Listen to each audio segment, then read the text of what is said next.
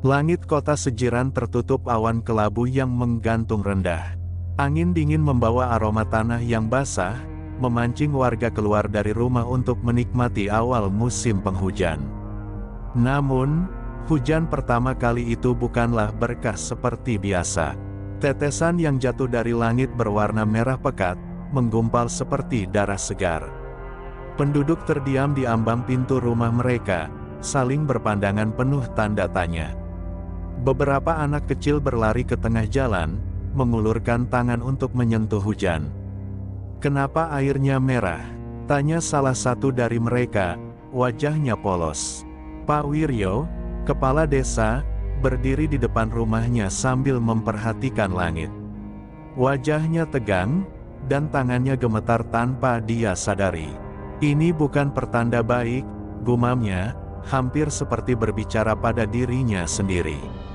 Malam itu, hujan semakin deras, menggenangi jalanan dan pekarangan rumah. Namun, keanehan tidak berhenti di situ. Seekor kambing milik salah seorang warga ditemukan mati dengan tubuh terkoyak, darahnya bercampur dengan air hujan. Di tempat lain, seorang ibu mendapati air sumurnya berubah menjadi merah dan mengeluarkan bau anyir yang menusuk. Keesokan paginya, tubuh seorang anak ditemukan di tepi sungai. Wajahnya pucat dengan mata terbuka lebar seolah menatap sesuatu yang menakutkan sebelum mati. Tangannya mengepal erat, dan di sela-sela jarinya ada jejak tanah basah bercampur darah. Kota Sejiran bukanlah tempat yang asing dengan tragedi. 20 tahun yang lalu, kota ini diguncang oleh peristiwa kelam yang melibatkan seorang gadis bernama Ranti.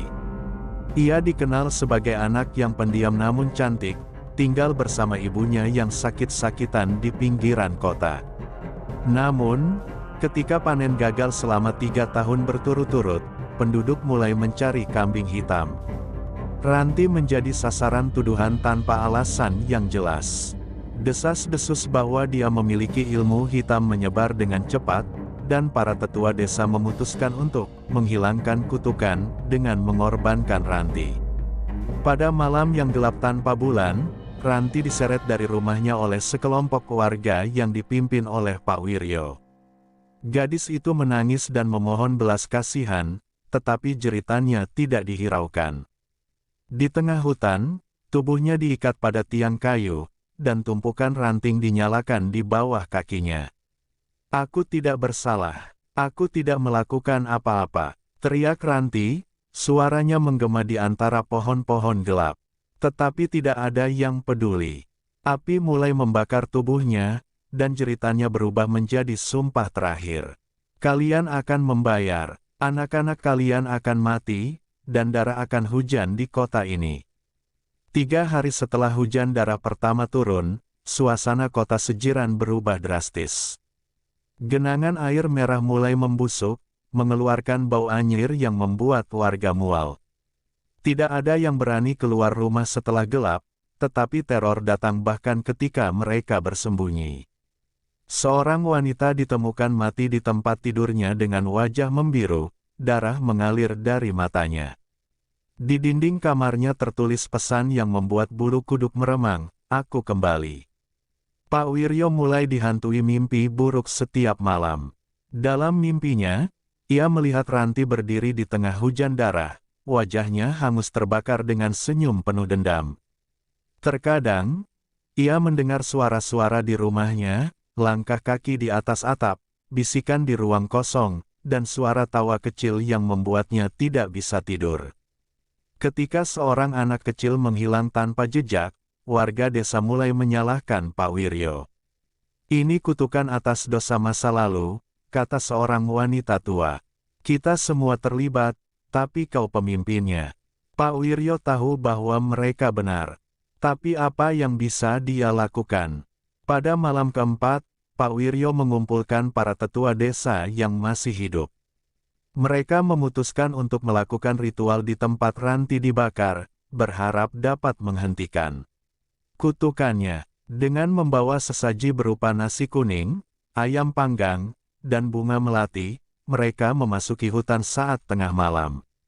Kabut tebal menyelimuti jalan setapak, dan suara-suara aneh mulai terdengar dari dalam kegelapan. Ketika mereka sampai di lokasi altar kayu tua, bau anyir semakin tajam. Pohon-pohon di sekitarnya seperti bergerak perlahan, dan udara menjadi sangat dingin. Pak Wiryo mulai membaca doa dengan suara bergetar. Namun, sebelum doa selesai, suara tawa yang mengerikan menggema di udara. Dari dalam kabut, muncul sosok Ranti. Tubuhnya hangus, rambutnya terbakar abis, dan matanya bersinar merah seperti bara. Kalian pikir maaf bisa menghapus dosa kalian? Suaranya serak, tetapi penuh kemarahan. Satu persatu, para tetua desa jatuh tersungkur. Tubuh mereka kejang-kejang sebelum akhirnya berhenti bernapas. Pak Wiryo yang tersisa hanya bisa berdiri terpaku, wajahnya pucat. Ranti mendekati Pak Wiryo, senyumnya menyeringai. Kau, Wiryo, kau yang memimpin mereka, kau yang mengutukku. Pak Wiryo jatuh berlutut, air mata mengalir di wajahnya. Aku salah, Ranti. Aku tahu aku salah. Tapi aku tidak bisa mengubah apa yang sudah terjadi. Ranti menatapnya dengan penuh kebencian. Tidak, kau tidak akan mati seperti mereka. Aku ingin kau hidup dengan dosa ini. Aku ingin kau menyaksikan kota ini hancur karena kesalahanmu. Dengan satu gerakan tangannya, Ranti menghilang di balik kabut, meninggalkan Pak Wiryo sendirian di tengah hutan. Keesokan paginya, kota Sejiran kosong. Hujan darah berhenti, tetapi mayat-mayat berserakan di jalanan. Bau busuk menyelimuti udara, dan hanya suara angin yang terdengar di kota itu. Pak Wiryo menjadi satu-satunya yang selamat. Tetapi hidupnya berubah menjadi neraka. Setiap malam, ia bermimpi tentang Ranti, mendengar bisikan-bisikan yang memanggil namanya. Kota Sejiran perlahan-lahan dilupakan oleh dunia luar, menjadi kota mati yang dipenuhi kenangan kelam.